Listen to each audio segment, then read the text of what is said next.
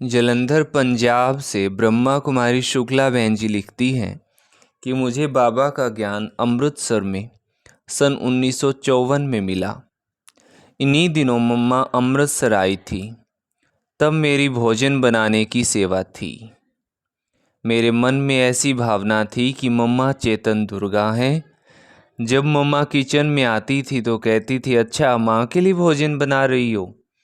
एक दिन की बात है कि किचन में एक माता जब गुड़ का दलिया बनाकर ले जा रही थी तो पतीला हाथ से छूट गया। मेरे हाथ पांव पर दलिया गिर गया। उसी समय मैंने मम्मा को बुला लाई। मम्मा ने देखा तो कहा, मम्मा के लिए खाना बना रही थी, कोई बात नहीं, ठीक हो जाएगा।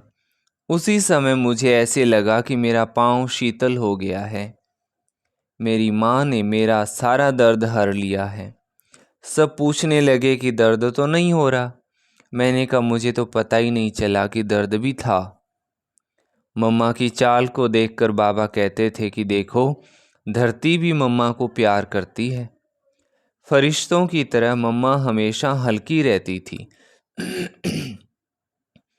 मम्मा कितनी भी सेवा करती थी लेकिन कभी भी उनके चेहरे पर थकावट नहीं नजर आती थी। सदा मुस्कुराती और हल्की नजर आती थी। बाबा जब भी मम्मा को सेवा देते तो मम्मा सदा जी बाबा ही कहती थी। बाबा भी सदा कहते थे कि मम्मा इतनी पक्की पिड्डी है कि एक शिव बाबा को ही दिलवर बनाया है और किसी को भी दिल की बात नहीं सुनाती है।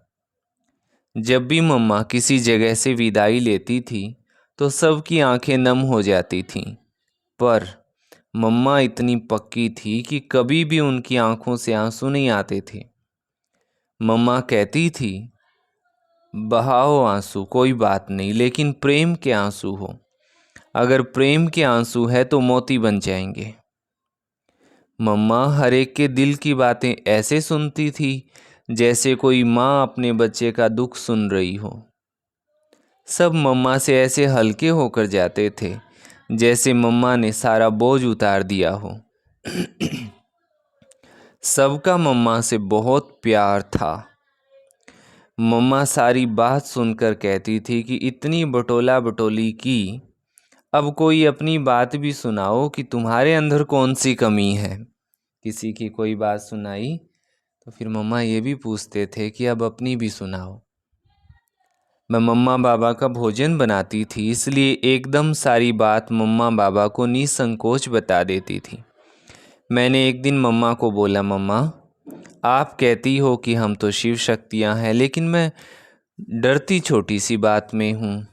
उसी समय मम्मा ने कहा, पहले दिन में 11 बारी बोलो कि मैं शिव शक्ति भारत माता हूँ, फिर मेरे पास आना। इस रीति से मम्मा ने मुझे निडर बनाया। जब भी कोई सेवा करके आते थे तो पहले मम्मा को सुनाते थे कि आज ये जिज्ञासु आया, उसने ऐसा प्रश्न पूछा। तब मम्मा बाबा उसका तरीका बताते थे कि इसका क्या जवाब होना चाहिए। फिर जब मम्मा बाबा पत्र लिखते थे तो पूछते थे कि बाबा को पत्र किस किस ने लिखा।